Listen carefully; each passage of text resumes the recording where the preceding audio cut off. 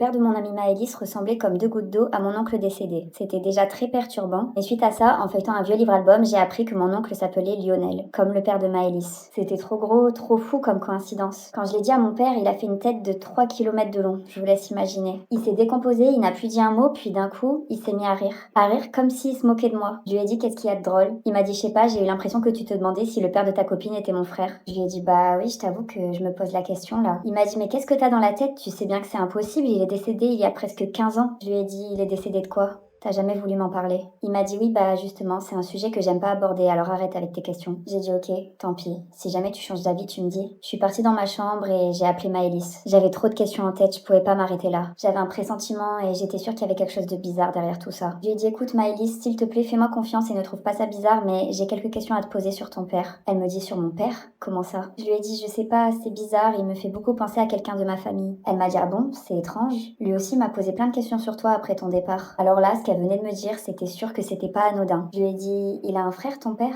Elle m'a dit non. Enfin si, il en avait un mais il est décédé. Je lui ai dit attends, quand ça? Elle m'a dit oh bah quelques années avant ma naissance, je sais pas, ça doit faire 15 ans, quelque chose comme ça.